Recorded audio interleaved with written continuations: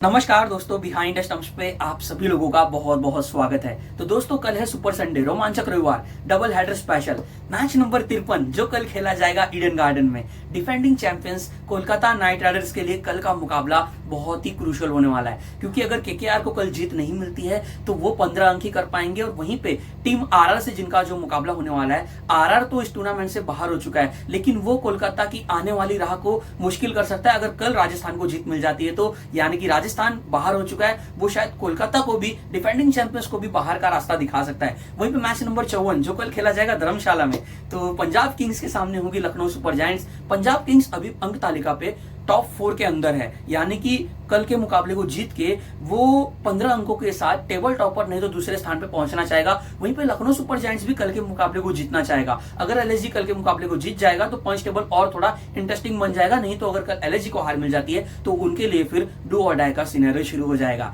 तो points table पे बात करते हैं, फिर दोनों ही टीमों पे बात करेंगे। अंक तालिका पे अगर हम ध्यान दें तो अभी फिलहाल home team Kolkata night Riders अभी फिलहाल केकेआर 7वें स्थान पर है, 9 अंक उनके हो चुके हैं, नेट पॉजिटिव पे है। लेकिन कल के मुकाबले को अगर केकेआर जीतता है तो वो इस टूर्नामेंट में जीवित रहेगा, बने रहेगा। लेकिन अगर कल कोलकाता को हार मिलती है, नाइट राइडर्स को कल अगर हार मिलती है, तो फिर डिफिकल्टी उनको हो सकती है, थोड़ी सी मुश्किलों का सामना करना पड़ सकता है। फिर वो शायद वो टीम 17 अंकों के साथ क्वालिफाई ना कर पाए, 15 अंकों पे रुक जाएगी, फिर एनआरआर आ जाएगा। और मुझे नहीं लगता कि 15 अंक से नीचे कोई टीम क्वालिफाई कर सकती है। 14 और 15 से काम नहीं बनेगा, आपको 16 से ज्यादा पॉइंट्स बनाने होंगे, यानी कि अगर आपको टॉप 4 में इंटर करना है तो।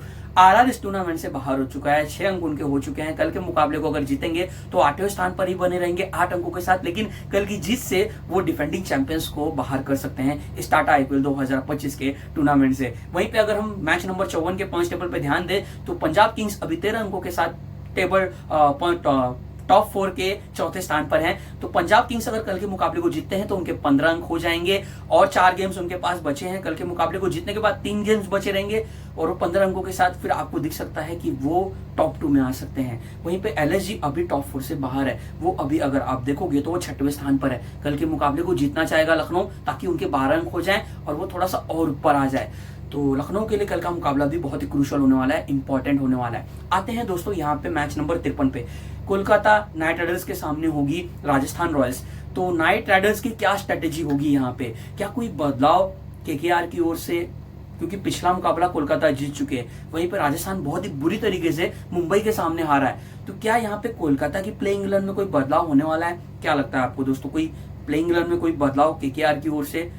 मुझे नहीं लगता कोई बदलाव होगा, क्योंकि अगर हम कोलकाता की बात करें तो यहाँ पे आप देखिए उनका बॉलिंग अटैक भी बहुत बढ़िया दिख रहा है, सूटेबल दिख रहा है। यानी कि पिछले मुकाबले की अगर आप बॉलिंग अटैक देखोगे, अंकुल रॉय पिछला गेम खेल रहे थे, उन्होंने बढ़िया गेंदबाजी की थी, 1 विकेट झटका था, उन्होंने बढ़िया तरीके से अभिषेक पोरल को आउट किया था। सामने 2 लेफ्ट हैंडर्स होंगे, जरा भी नहीं हिचकिचाएंगे वापस अजिंक्य रहाणे उनको गेंद थमाते हुए पावर प्ले में, क्योंकि बढ़िया आर्म बॉल डालते हैं। नई गेंद उनके हाथ से जो निकलती है थोड़ी सी बाहर की ओर भी जाती है, जैसे उन्हें पोरल को आउट किया था। अच्छे बहुत ही स्मार्ट बॉलर हैं। इसके पहले एमआई के लिए खेले तो इतने गेम्स नहीं, लेकिन पिछले कुछ एडिशन से वो कोलकाता का हिस्सा रहे हैं और कोलकाता की ओर से उन्होंने पिछले मुकाबले में बहुत अच्छा प्रदर्शन किया था। फिर वरुण चक्रवर्ती, फिर Sunil Narine the game changer, जिन्होंने पिछला मुकाबला कोलकाता को सिंगल हैंडेडली जिताया। अगर वो शानदार उनका दूसरा स्पेल नहीं आता तो दिल्ली उस मैच को जीत चुका था। अक्षर पटेल और बढ़िया बल्लेबाजी कर रहे थे, उनका साथ फैब बहुत बढ़िया तरीके से निभा रहे थे। तो डीसी जीत रहा था उस मुकाबले को, बीच में आ गई डीसी के जीत के सुनील नरेन, वरुण चक्रवर्ती, सुनील नरेन और अंकुल रॉय, यानी कि 12 ओवर का स्पिन का ऑप्शन होगा। अब जब से आंद्रे रसेल बॉलिंग कर रहे हैं, उन्होंने पिछले गेम में विकेट लिया था, आंद्रे रसेल 2-3 ओवर्स डाल के देंगे, वैभव अरोरा ऊपर से वो 2-3 ओवर्स डाल सकते हैं। पावर प्ले में वो बढ़िया गेंदबाजी कर रहे हैं, विकेट्स लेने के चांसेस उनके ज्यादा बढ़ते हैं जब वो पावर प्ले में नई गेंद के साथ गेंदबाजी करते हैं। हर्षद राणा पिछले कुछ गेम्स थोड़े से उनके फीके रहे हैं, लेकिन अच्छे स्मार्ट बॉलर हैं। मैं अभी भी उनको बैक करूंगा और मैं चाहूंगा कि वो अच्छा प्रदर्शन करें, कल का मैच उनका अच्छा जाए। जैसा उनका एक गेम मुझे याद आता है जो उन्होंने पंजाब के सामने शानदार स्पेल डाला था। तो अच्छी बॉलिंग अटैक कोलकाता की दिख रही है।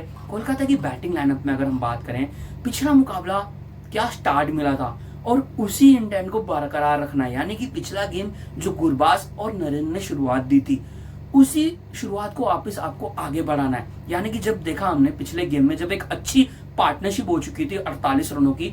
फिर आगे रोल पता था अजिंक्य रहाणे को, कप्तान को, आने वाले बल्लेबाजों को कि अच्छी स्टार्ट मिल चुकी है, अब हमें यहाँ पे स्कोर बोर्ड पे 200 से ज्यादा रन बनाने।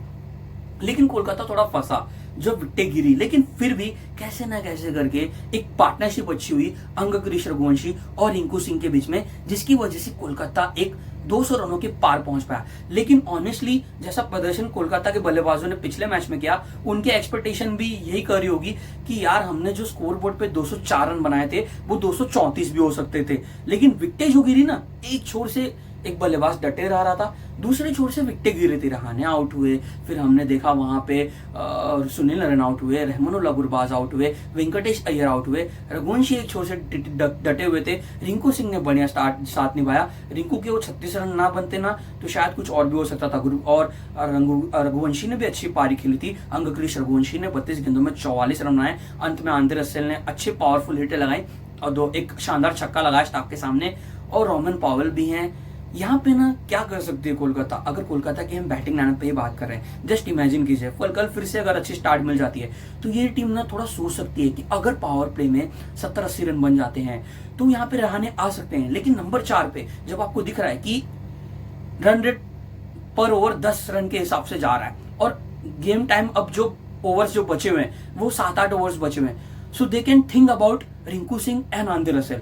केकेआर सोच सकती है कि क्यों ना थोड़ा सा ऊपर एक रिस्क उठा के रसेल और रिंकू को लाया जाए, उनको लाके कहा जाए कि आप जाइए, आप बेबाक इंटेंट से खेलिए, बेबाक अंदाज से खेलिए। एक आंद्रे रसेल, रिंकू सिंह जैसे बल्लेबाजों को आप कब तक नीचे रखोगे? जो आपको दिख रहा है कि वेंकटेश अय्यर नंबर 5 पे उतना बढ़िया प्रदर्शन फिलहाल नहीं कर रहे हैं। रघुवंशी बहुत ही अच्छे बल्लेबाज है, लेकिन उनका स्ट्राइक रेट कहीं ना कहीं कंसर्न है। वो एक अच्छे तरीके से गेम को लेकर चला सकते हैं, लेकिन रहाणे अगर ऊपर नंबर 3 पे आ रहे हैं, वो अच्छा खेल रहे हैं, तो नंबर 4 पे सोच सकती है ये टीम। लेकिन अगर ऊपर से विकेटें गिर रही है तो आप बैक टू रूटीन आके आपके जो बैटर्स जो नॉर्मली जिस पोजीशन पर खेलते हैं आप उनको उसी पोजीशन पे आने दीजिए। बट अगर अच्छी शुरुआत मिल जाती है तो आपको थोड़ा सा प्रमोट अप करने के बारे में सोचना होगा, क्योंकि एक गेम जो मुझे याद आ रहा है वहां पे कोलकाता से गलती हुई थी और उस गेम को अगर केकेआर के फैंस याद करेंगे तो भी अपने आप को कोसेंगे। लखनऊ और कोलकाता वाला गेम, केकेआर वर्सेस एलएसजी का गेम, जहां पे आपने देखा था कि रिंकू सिंह कितने नीचे आए थे और जब तक रिंकू सिंह आए तब तक शायद मुझे ऐसा लग रहा है कि मैच खत्म हो चुका था। बहुत ही बढ़िया फाइट बैक रिंकू ने किया, किसी न किसी हद तक लग रहा था कि यार वापस ही कर दिए कोलकाता ने, लेकिन जीत नहीं पाई। तो सोचना होगा, अच्छी बैटिंग लाइनअप है, अपने घर में खेल रही है, आप समझ के चल सकते हो कि कल एक अच्छा आपको एक हाई स्कोरिंग मैच देखने को मिल सकता है। कोलकाता के बैटर्स डोमिनेट करेंगे, सामने जो बॉलिंग अटैक राजस्थान की होगी वहां पे अगर उस बॉलिंग अटैक में आपको कोई दिखेगा जो प्रेशर क्रिएट कर सकता है, नई गेंद के साथ वो होंगे जोफ्रा आर्चर। अगर नई गेंद को खेल लिया गुरबाज और नरेन ने कैसे न कैसे करके, तो फिर बहुत ही पिटाई हो सकती है राजस्थान के गेंदबाजों की। फिर मिडिल ओवर्स में नहीं वनिंदु हसरंगा उतने फॉर्म में जिन पे हम बात करेंगे, आरआर की टीम पे हम आएंगे, और उनकी बॉलिंग अटैक में मधवाल आए हैं, लेकिन कहीं ना कहीं अभी भी राजस्थान की बॉलिंग अटैक बहुत ही कमजोर दिख रही है और इसका फायदा कोलकाता के बल्लेबाज उठा सकते हैं। बस क्या करना है, ऊपर से एक अच्छी शुरुआत दिलानी है ताकि आपके पास वो ऑप्शंस हैं जिनको आप प्रमोट अप करने के बारे में सोच सकते हो। अगर 80 विदाउट लॉस है, 90 पे 1 विकेट है, 12 ओवर का खेल हो चुका है, आप लाइए रिंकू सिंह को, आप लाइए आंद्रे रसेल को। क्यों आप ये सोच रहे हो कि आखिर के 4-5 ओवर्स में हम रसेल को लाएंगे? क्यों ना ऊपर तुरंत लाया जाए, और अगर वहां पे रसेल चल गए, रिंकू चल गए, तो सोचिए कोलकाता का क्या फिर स्कोर होगा। बहुत ज्यादा रन बन सकता है, सोचना चाहिए केकेआर की टीम को। बहुत ही अच्छी टीम दिख रही है, वेल बैलेंस टीम अभी भी मैं कहूंगा दिख रही है। अपने घर में यह टीम बहुत ही स्ट्रांग दिखती है, कल के मुकाबले में वो फेवरेट होगी जीतने के लिए। लेकिन आरआर पे बात करते हैं, क्या राजस्थान रॉयल्स जो पिछला मुकाबला अपना हार चुकी थी, क्या उनके प्लेइंग 11 में आपको कोई बदलाव होते हुए दिख रहा है? अगर संजू सैमसन अवेलेबल होंगे तो वो आएंगे शुभम दुबे की जगह पे, और अगर कोई दूसरा बदलाव होना चाहिए तो मैं फजल हक फारूकी की जगह पे वनिंदु हसरंगा को लाऊंगा।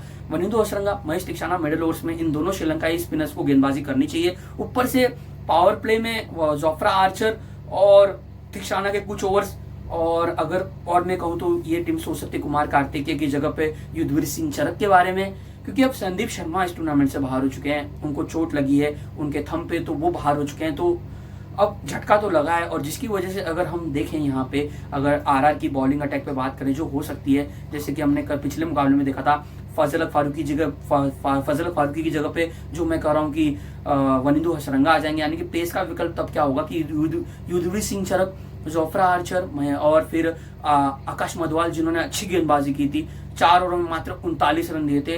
इकलौता आरआर का गेंदबाज जिसने मुझे बहुत ही प्रभावित किया। लेकिन आर्चर अगर ऊपर से विकेट झटकेंगे और उनका साथ ठिकाना निभाएंगे, युद्धवीर सिंह चरक के कुछ 1-2 ओवर्स, फिर मिडिल ओवर्स में आकाश मधवाल का इंट्रोडक्शन होना, फिर वहां पे वनीदु हसरंगा आ जाएंगे। कहीं ना कहीं कल अच्छा प्रदर्शन करना होगा राजस्थान के गेंदबाजों को अगर जीतना है और कोलकाता के बल्लेबाजों को खामोश रखना है तो। क्योंकि बैटिंग लाइनअप में अगर मैं बात करूं, क्योंकि बॉलिंग में उतना कुछ है नहीं, अगर ऊपर से आर्चर विकेट लेंगे तो ये गेंदबाज थोड़े से आपको बाकी सारे गेंदबाज अलग दिखेंगे। लेकिन ऊपर से अगर नरेन और गुरबाज चल गए और आर्चर पे ही हावी हो गए तो फिर बाकी के गेंदबाज प्रेशर में आ जाएंगे, जो पिछले गेम में मुंबई इंडियंस के बल्लेबाजों ने किया था। रिकल्टन और रोहित शर्मा ने जो हौशर किया था वही काम यहाँ से फिर से करते हुए दिख सकते हैं। लेकिन मुझे ऐसी फीलिंग आ रही है कि कल आर्चर ऊपर से पावर प्ले में विकेट्स लेंगे, वो कहीं ना कहीं आउट करेंगे, वो आउट कर सकते हैं जोफ्रा आर्चर, आउट कर सकते हैं सुनील नारायण को, नहीं तो महेश तीक्षाना भी वो एक अच्छा ऑप्शन क्रिएट करके वो भी अपने, उनके पास भी अच्छे वेरिएशंस हैं, वो क्विक आर्म जो डिलीवरीज डालते हैं वो पैड पे प्रहार करके एलबीडब्ल्यू भी आउट कर सकते हैं। एक विकेट जल्दी मिलेगा। गुरबाज का फॉर्म देखना होगा कि गुरबाज पिछले मैच में उनको अच्छी स्टार्ट मिली थी लेकिन वहां पे आउट हो चुके थे, तो देखना इंटरेस्टिंग होगा। ऊपर से विकेट्स लेनी होंगी तो शायद आरआर की टीम कहीं ना कहीं किसी ना किसी हद तक प्रेशर क्रिएट कर सकती है। राजस्थान की बैटिंग की अगर हम बात करें, पिछला मुकाबला बहुत ही खराब गया था। एक अच्छी स्टार्ट मिल चुकी थी, कहीं ना कहीं पावर प्ले भी अच्छा खासा गया था, लेकिन विकेट्स गवा दिए थे। अगर आप देखोगे यशस्वी जायसवाल, वैभव सूर्यवंशी आतिशी बल्लेबाज हैं और कल ये आपको दिख सकता है कि ये छोटी बाउंड्रीज का फायदा उठाते हुए आपको दिख सकते हैं। नीतीश राणा, अगर संजू अवेलेबल होंगे तो वो नंबर 3 पर खेलेंगे, राणा जी को नंबर 4 पे आना पड़ सकता है। रियान पराग, ध्रुव जुरेल, शिमरन हेटमायर, अच्छी बैटिंग लाइनअप है। सोचना चाहिए यहाँ पे इन बल्लेबाजों को कि अब कुछ बचा नहीं है, तो फेयरलेस इंटेंट से खेल सकते हैं कि यहाँ से अब ज्यादा से ज्यादा क्या होगा, हम बाहर होंगे।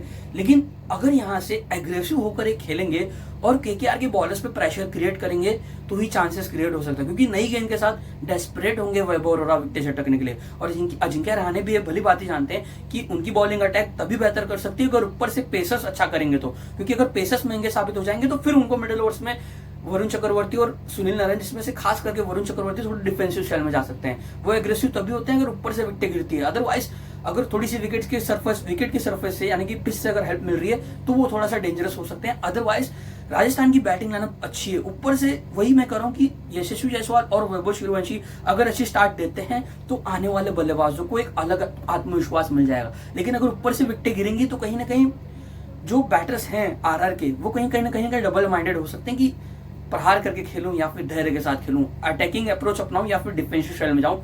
तो ऊपर से रन बनाना होगा। ऊपर से अगर जायसवाल अच्छा खेलते हैं, जो पिछले मुकाबले में 2 अच्छे छक्के लगाए थे, थोड़ा सा संभल बूझ के खेल सकते हैं, क्योंकि वैभव सूर्यवंशी का नेचर हम जानते हैं कि वो काउंटर अटैकिंग बैटिंग करते हैं, जो जायसवाल ने बढ़िया तरीके से किया था। जब वो गुजरात वाला मैच हमें याद आता है जहां पे वैभव सूर्यवंशी का शानदार शतक देखने को मिला था, वहां पे जायसवाल क्या कर रहे थे, थोड़ा समय दे रहे थे अपने आप को और बढ़िया तरीके से स्ट्राइक रोटेट करवा के सूर्यवंशी को स्ट्राइक पे ला रहे थे। तो वैसा भी कुछ यहाँ पे कर सकते हैं यशस्वी जायसवाल। बैटिंग लाइनअप में कंसर्न है कि ध्रुव जुरेल के कुछ गेम्स मुझे याद आते हैं, एक आरसीबी वाला गेम, एक हैदराबाद वाला गेम। हेटमायर ने अभी तक वो छाप नहीं छोड़ी है, पिछला मुकाबला भी बहुत जल्दी आउट हो गए, लेकिन अच्छा एक ऑप्शन है, अच्छे फील्डर हैं, बेहतरीन एथलीट हैं और कोई ऑप्शन नहीं है फिनिशर्स का आपके पास, तो उनको आपको खिलाना ही होगा। संजू सैमसन आएंगे तो अच्छी बात होगी, तब ये बैटिंग लाइन आपको ज्यादा स्ट्रांग दिखेगी। अगर संजू नहीं होंगे तो फिर कंसर्न तो है। इसीलिए अगर हम ऑन पेपर इन दोनों टीमों के कंपैरिजन करें, मुझे ज्यादा स्ट्रांग यहाँ पे दिख रही है कोलकाता की टीम, बहुत ज्यादा स्ट्रांग दिख रही है। उनकी बॉलिंग अटैक भी राजस्थान की बॉलिंग अटैक से बेहतर है। उनके पास अच्छे खासे इनफॉर्म बैटर्स हैं, रघुवंशी हो गए, ऊपर से रहाणे भी अच्छा ईडन गार्डन में उनके प्रदर्शन रहा है IPL 2025 में, अजिंक्य रहाणे कप्तान का।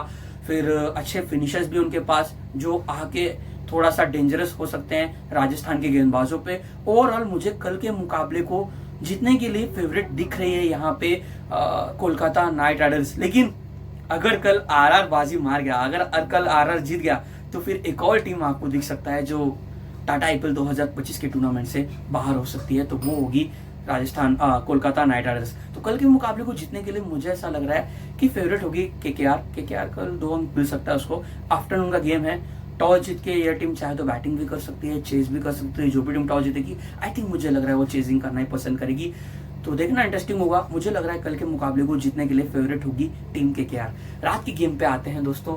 रात के गेम पे अगर हम बात करें, पॉइंट्स टेबल पे ध्यान दें तो कोलकाता यहाँ पे कल मुकाबला होगा रात का धर्मशाला में। Punjab Kings versus Lucknow super giants के बीच में यह मैच होगा। और यहाँ पे आप देखोगे तो पंजाब किंग्स अभी टॉप 4 में बना हुआ है, चौथे स्थान पर है 13 अंकों के साथ। कल के मुकाबले को अगर पंजाब जीतता है तो वो टॉप 2 में चले जाएगा, या तो टेबल टॉपर या तो दूसरे स्थान पे। और वहीं पे अगर हम बात करें लखनऊ सुपर जायंट्स की, कल के मुकाबले को जीतेगा तो उसके 12 अंक हो जाएंगे, वो थोड़े और करीब आ सकता है। लेकिन नेट रन रेट उनका दिल्ली कैपिटल्स के एनआरआर से बेहतर नहीं है, तो शायद वो छठे पर ही रहे, बट कहीं ना कहीं एक अच्छा एक कॉन्फिडेंस मिलेगा अगर कल जीत मिलती है तो एलएसजी को। अगर एलएसजी को कल जीत नहीं मिलती तो उनके लिए आने वाली राह थोड़ी मुश्किल हो सकती है। पंजाब किंग्स पे बात करते हैं। पिछला मुकाबला बहुत ही अच्छा गया था पंजाब किंग्स का, बढ़िया चेस करते हुए उन्होंने चेन्नई को हराया था उनके घर में। 190 रनों का लक्ष्य था, जो लक्ष्य हो सकता था ऑनेस्टली 210-220 का, लेकिन यूजी चहल का शानदार वो आखिरी ओवर, जहां पे एक ओवर में हैट्रिक लेकर उन्होंने 4 विकेट ली और मैच पूरी तरीके से पंजाब किंग्स के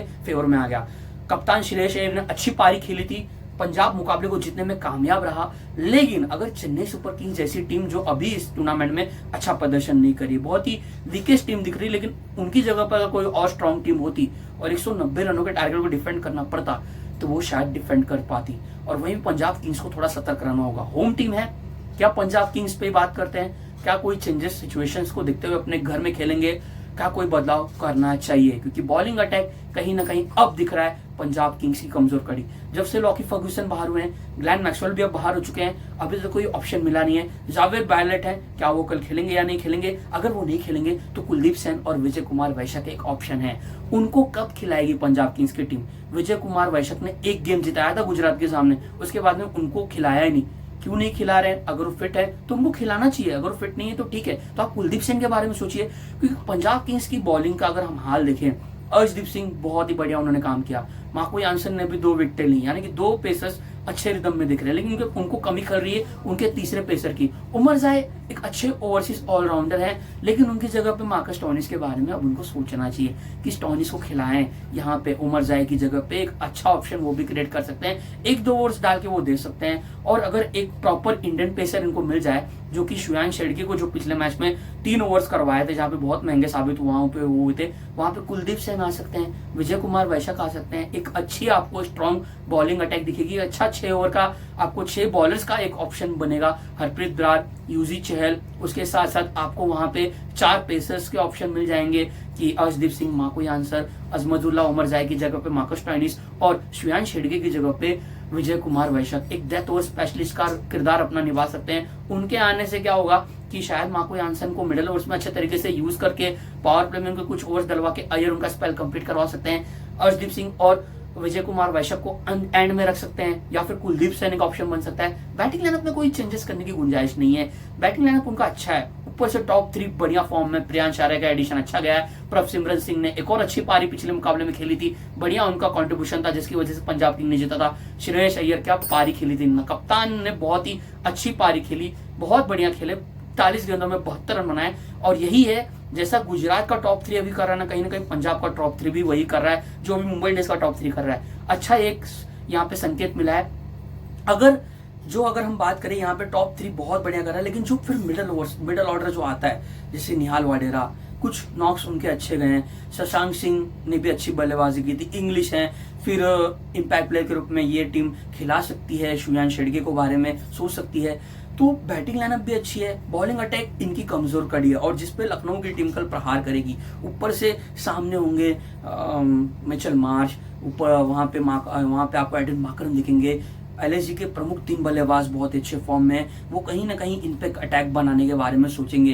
अर्शदीप सिंह नई गेंद के साथ, मार्को यानसन को विकेट झटकना होगा, अगर वहां पे वो विकेट्स नहीं ले पाएंगे तो फिर एलएसजी की टीम इन पे बहुत ही हावी हो सकती है, जो कि धर्मशाला का वेन्यू भी जाना जाता है, अच्छी बैटिंग का सरफेस है, जहां पे हाई स्कोरिंग गेम्स हमने देखे हैं। तो चेजिंग करती हुई टीम ज्यादातर मैचेस जीती है, तो मुझे लगता है कि जो भी टीम टॉस जीतेगी, आई थिंक वो बॉलिंग करना पसंद करेगी, बट चैलेंज होगा, क्योंकि ये जो पंजाब किंग्स की बॉलिंग अटैक है, ये कहीं ना कहीं अभी भी मैं कहूंगा बहुत ही वीक है।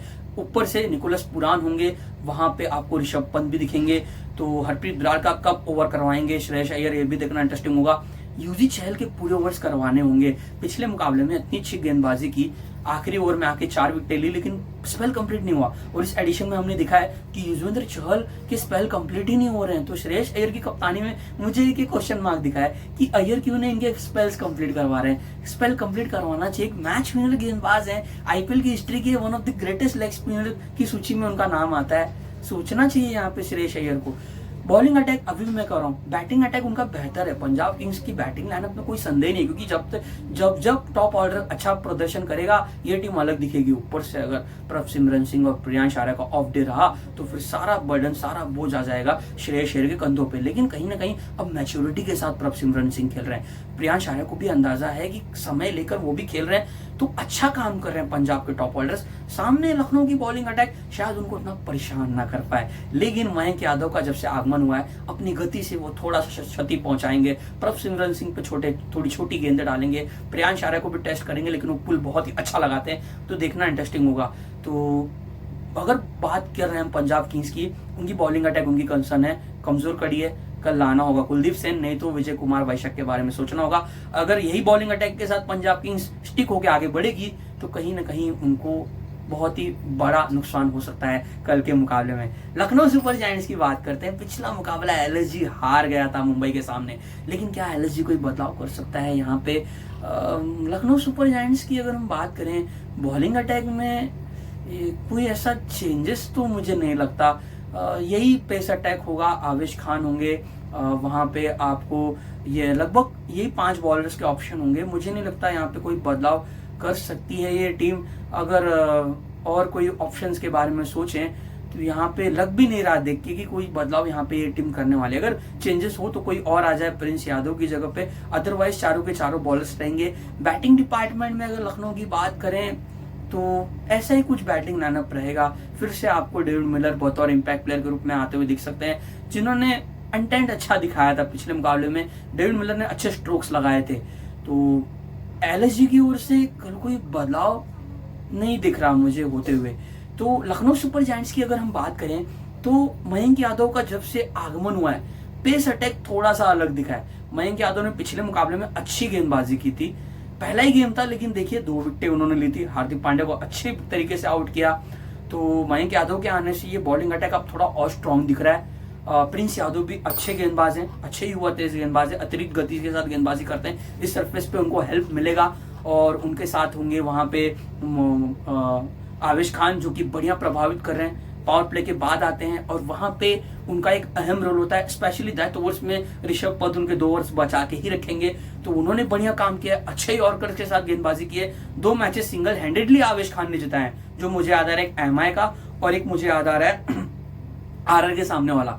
तो आवेश खान भी अच्छे लय में है, बैटिंग लाइनअप भी इनका सबसे बढ़िया है। अगर पिछले मुकाबले में बात करें, वो जीत सकते थे मुंबई इंडियंस से, उनसे चूक हुई। वहां पे निकोलस पुरान थोड़ा धैर्य के साथ खेल सकते थे, वो उनका साथ मार्च निभा रहे थे। अगर किसी को रिस्क उठाना चाहिए था वहां पे, जब गेंदबाजी कर रहे थे विल जैक्स, वहां पे राइट आर्म ऑफ स्पिनर के सामने मिचेल मार्श को रिस्क उठाना चाहिए था। वहां पे निकोलस पुरान ने रिस्क उठाया, उसी ओवर में ऋषभ पंत आउट हुए। इस बैटिंग लाइनअप में अगर हम कहें कि किस बल्लेबाज से रन की अपेक्षाएं होंगी, ऊपर से रेड हॉट फॉर्म में है तीनों के तीनों ओवरसीज बैटर्स। पिछले कुछ 3-4 गेम्स निकोलस पुरान के खामोश गए, तो 2 बल्लेबाजों से तो अपेक्षाएं होंगी कि वो बल्लेबाज रन बनाए। एक है ऋषभ पंत के कप्तान, एलएसजी के कप्तान ऋषभ पंत, जो कि मैं क्षमा चाहूंगा मैं उल्टा बोल गया, लखनऊ सुपर जायंट्स के कप्तान ऋषभ पंत, और उसके साथ साथ निकोलस पुरान। इन दोनों को कल एक लंबी पारी खेलने होगी। पिछले मुकाबले में पुरान को स्टार्ट अच्छी मिल चुकी थी, तो कहीं ना कहीं वो रिदम में आ चुके हैं, लेकिन एक लंबी और एक बड़ी पारी की अपेक्षाएं होंगी, एक विराट पारी की अपेक्षाएं होंगी। यहाँ पे ऋषभ पंत थोड़ा क्या समय ले सकते हैं, जरूर ले सकते हैं। बहुत ही जल्दबाजी में पिछले मुकाबले में दिखे थे, थोड़ा 5-10 गेंदे ले सकते हैं, मेरा ऐसा मानना है। नंबर 4 पर ही खेल रहे हैं, थोड़ा सा समय बिता सकते हैं, थोड़ी सी 5-10 गेंदे लीजिए। और जो उन्होंने चेन्नई के सामने बल्लेबाजी की थी, बहुत अच्छी पारी खेली थी, वैसे ही अंदाज में खेल सकते हैं। थोड़ा सा संभल बूझ के बॉलर्स को देखते हुए कि किस गेंदबाज पे वो अटैक कर सकते हैं। जैसे कि सामने जो बॉलिंग अटैक होगी वो थोड़ा सा प्रहार कर सकते हैं मार्को जॉनसन पे, जो थोड़ी सी उनके सामने लेंथ बॉलिंग करेंगे। हरप्रीत ब्रार को वो अटैक कर सकते हैं, स्पिन को अच्छा खेलते हैं। यूजी चहल के सामने थोड़ा रिस्क उठा सकते हैं, स्टेप आउट करके अच्छे डाउन द ग्राउंड स्ट्रोक्स लगा सकते हैं। वो थोड़ा सा ऐसे उनको कैलकुलेट करके खेलना चाहिए। ऋषभ पंत को थोड़ा समय लेना चाहिए, अगर थोड़ा समय बिताएंगे तो वो बहुत डेंजरस हो सकते हैं। ऋषभ पंत को आज बहुत लोग क्रिटिसाइज कर रहे हैं उनके करंट फॉर्म को देखते हुए। लोगों का यह कहना है कि T20 फॉर्मेट के अब वो बैटर्स नहीं दिख रहे हैं, वो बल्लेबाज नहीं दिख रहे हैं। एग्री करता हूँ, लेकिन जो पुराने ऋषभ पंत थे ना, वो कितने विस्फोटक थे, कितने घातक थे। जैसा भी सूर्या खेल रहे हैं ना, अगर ऋषभ पंत अपने लय में आ जाएंगे ना, वो सूर्य कुमार यादव से जैसे डेंजरस बल्लेबाज हो सकते हैं। जो काम निकोलस पुरान कर रहे हैं, किसी न किसी हद तक उनसे बेहतर कर सकते हैं ऋषभ पंत, अगर अपने पे आ जाएं। और फॉर्म में आने के लिए उनको थोड़ा समय देना होगा अपने आप को। जब भी कोई बल्लेबाज किसी भी फॉर्मेट में आउट ऑफ फॉर्म होता है ना, चाहे वो टेस्ट हो, चाहे वो वनडे हो, चाहे वो T20 आया हो, उसको थोड़ा समय बिताना पड़ेगा, क्रीज पर समय बिताना पड़ेगा, अच्छे गेंदबाजों को रिस्पेक्ट देना होगा, थोड़ा सम्मान देना होगा, थोड़ा भाग्य का साथ भी आपको चाहिए, क्योंकि भाग्य का साथ मिलेगा तभी आप अच्छी पारी खेल पाओगे। और भाग्य भी ना बहादुर का साथ देता है। थोड़ा सा आपको ब्रेव बहादुरी के साथ खेलना होगा, थोड़ा समय भी बिताना होगा, लेकिन आपको रिस्की शॉट्स भी खेलने होंगे। तो थोड़ा समय बिता सकते हैं ऋषभ पंत, आके तुरंत ही शुरू हो जाते हैं। अगर सिचुएशन वैसी अलाउ करती है तो आके आप फ्रीडम के साथ खेलिए, अदरवाइज थोड़ा धैर्य के साथ पंत खेल सकते हो, क्योंकि बाकी सारे बल्लेबाज अच्छे फॉर्म में। अब्दुल समद, आयुष बडोनी बढ़िया प्रभावित करते जा रहे हैं, बढ़िया एडिशन जा रहा है लखनऊ के लिए। और लखनऊ ने क्यों इनको रिटेन किया ये अब दिख रहा है दोस्तों। ऊपर से मिचेल मार्श ने अच्छी बल्लेबाजी की थी MI के सामने, एडन माकरम अच्छे बल्लेबाज हैं, अच्छे 2 चौके लगाए थे उन्होंने। निकोलस पुरान भी अभी भी ऑरेंज कैप की रेस में, अच्छा टूर्नामेंट गया है। लखनऊ की ताकत उनकी बल्लेबाजी है, उनकी गेंदबाजी नहीं। लेकिन जब से मयंक यादव का आगमन हुआ है तो यहाँ पे यह दिख सकता है कि जो पंजाब किंग्स की बॉलिंग अटैक है, कहीं ना कहीं उनपे हावी लखनऊ के बल्लेबाज हो सकते हैं। और यही रियल बैटल होगा यहाँ पे कि पंजाब किंग्स की बॉलिंग अटैक के सामने लखनऊ के बल्लेबाज कैसा प्रदर्शन करते हैं। नई गेंद के साथ अगर अर्शदीप सिंह पे ही हावी हो जाते हैं मिचेल मार्श और वहां पे एडन माकरम, मुझे लग रहा है अर्शदीप सिंह थोड़ा परेशान कर सकते हैं मिचेल मार्श को। थोड़ी सी बाउंसर्स के साथ छोटी गेंद थोड़ा डालेंगे, टेस्ट करेंगे, मार्को यानसन भी वही करेंगे, थोड़ा सतर्क होना होगा। लेकिन मार्श पुल भी बहुत अच्छे खेलते हैं, तो अगर उनके पाले में आ गई, थोड़ी पिच फास्ट रही, अगर स्लोइश पिच ना हो, गेंद रुक के ना है, तो अच्छे से बल्ले पे संपर्क होगा मिचेल मार्श के। लेंथ बॉलिंग फिर वहां पे वो कारगर साबित नहीं हो सकता है, या फिर हो भी सकता है। तो मजा आएगा कल के मुकाबले को देखने के लिए। इस मुकाबले में फेवरेट कौन होगा अगर हम उस पर बात करें, मुझे लग रहा है यह मुकाबला बहुत ही टफ होने वाला है, क्योंकि एक अच्छा ब्रेक लखनऊ को भी मिल चुका है। लखनऊ अच्छी टीम है। यह टूर्नामेंट अभी तक उनका अगर हम देखें 5 मुकाबले जीती है, 5 मुकाबले हारी है। और जो बॉलिंग अटैक है, इनएक्सपीरियंस बॉलिंग अटैक, उसके बलबूते पे उन्होंने 5 गेम्स जीते। ऋषभ पंत बतौर कैप्टन, उनके कुछ डिसीजन बहुत अच्छे रहे, जैसे कि दिग्वेश राठी, रोहित बिश्नोई, दोनों ही लेग स्पिनर्स कहीं ना कहीं शिकंजा कस के गेंदबाजी करना चाहेंगे। और यह टीम चाहे तो कुछ ओवर्स एडन माकरम के बारे में भी सोच सकती, कराने के बारे में। तो देखना इंटरेस्टिंग होगा कल के मुकाबले को जीतने के लिए कौन फेवरेट होगा। अगर आप मुझसे पूछोगे, मुझे यहाँ पे कल मुझे ऐसा लग रहा है कि इस मुकाबले में कल LSG बाउंस बैक कर सकता है, क्योंकि पंजाब किंग्स ने चेन्नई के मुकाबले में अगर हम देखें तो कहीं ना कहीं पंजाब फंस चुका था, नेट 100 भी बढ़ चुका था। लेकिन चेन्नई सुपर किंग्स के जो बॉलर्स थे, मतीशा पात्राना बहुत ही आउट ऑफ फॉर्म उस समय थे, नूर अहमद के भी पिछले कुछ गेम्स अच्छे नहीं घटे थे, जिसका बढ़िया तरीके से फायदा अय्यर ने उठाया। लेकिन यहाँ पे आपको कुछ अलग सिनेरियो दिख सकता है। यहाँ पे जो लखनऊ की बैटिंग लाइनअप है वो ज्यादा प्रेशर क्रिएट कर सकती है। यहाँ पे अगर उनकी पहली बैटिंग आ भी जाएगी तो भी वो स्कोरबोर्ड पे 230-240 रन बना सकते हैं, ऐसी उनके पास उस बैटिंग लाइनअप में क्षमता है। पावर हाउस 3 ओवरसीज बैटर्स हैं। और लखनऊ सुपर और पंजाब किंग्स की कंसर्न जो उनकी समस्या है वो उनकी बॉलिंग अटैक है। अगर विजय कुमार वैशक आएंगे तो आपको थोड़ा सा अलग बॉलिंग अटैक दिखेगा। अगर मार्कस स्टोइनिस आएंगे तो आपको थोड़ा और दिखेगा, क्योंकि मार्कस स्टोइनिस, अजमतुल्लाह उमर जाय से अगर मैं कंपैरिजन करूं, नई गेंद के साथ उमर जाय बहुत आगे हैं, लेकिन नई गेंद के साथ उनको ओवर्स कितने दे रहे हैं वो भी देखना इंटरेस्टिंग होगा, क्योंकि वहां पे अर्शदीप सिंह और मार्को यानसन है आपके पास। तो स्टोइनिस के बारे में यह टीम सोच सकती है। कल के मुकाबले को जीतने के लिए मुझे ऐसा लग रहा है कि LSG इसलिए फेवरेट होगी, मैं रीजन भी बता देता हूँ। मुझे लग रहा है कल उनके बल्लेबाज वो कहीं ना कहीं गेम को बहुत ही दूर लेके चले जा सकते हैं पंजाब किंग्स से। लेकिन श्रेयस अय्यर बहुत ही शानदार और चतुर कप्तान है। इसके पहले आमना सामना जब हुआ था तो वहां पे बहुत ही बढ़िया तरीके से पंजाब ने उस मुकाबले को जीता था। प्रभसिमरन सिंह की अच्छी पारी देखने को मिली थी। लेकिन कहीं ना कहीं मुझे लग रहा है कि लखनऊ इस बार रिवेंज के लिए बेताब होगा, बदले के लिए बेताब होगा। रात के मुकाबले को मैच नंबर 54 को जीतने के लिए फेवरेट होगा Lucknow super giants. Match number 53 को जीतने के लिए फेवरेट होगा कोलकाता नाइट राइडर्स, यानी कि KKR नाइट राइडर्स इस टूर्नामेंट में जीवित रहेगा, कल के मुकाबला जीत जाएगा। लेकिन RR कुछ भी कर सकता है। क्रिकेट की खूबसूरती भी है, RR ने जैसे गुजरात को हराया था, किसी ने भी अपेक्षाएं नहीं रखी थी, तो कुछ भी हो सकता है। रात के मुकाबले को जीतने के लिए मुझे ऐसा लग रहा है कि फेवरेट होगी वहां पे Lucknow super giants. Punjab Kings शायद उनको थोड़ा सा वेट करना पड़ सकता है, लेकिन जिस फॉर्म में पंजाब भी है, पंजाब के पिछले 2 गेम्स देखें, एक जीत मिली है, एक जो जीत सकती थी कोलकाता से, तो पंजाब भी अच्छे लय में है। तो देखना इंटरेस्टिंग होगा। मुझे लग रहा है कि रात के मुकाबले को लखनऊ जीतेगा। तो यहीं पे मैं इस वीडियो को करता हूँ समाप्त। आप सभी लोगों का बहुत बहुत धन्यवाद इस वीडियो को यहाँ तक देखने के लिए, अपना प्यार देने के लिए। दोस्तों इस वीडियो को जरूर लाइक कीजिए, लाइक किए बिना मत जाइए प्लीज। इस वीडियो को जरूर लाइक कीजिए। इस वीडियो को आप शेयर भी कर सकते हैं अपने दोस्तों के साथ। और अभी तक आपने मेरे इस यूट्यूब चैनल को सब्सक्राइब नहीं किया तो फटाफट प्लीज जाके सब्सक्राइब कर दीजिए। और हाँ दोस्तों, लाइक कीजिए, वीडियो को शेयर कीजिए और मेरे इस यूट्यूब चैनल को सब्सक्राइब करना मत भूलिए दोस्तों। प्रभात Raj Narayan, behind the stump दोस्तों। जय हिंद दोस्तों।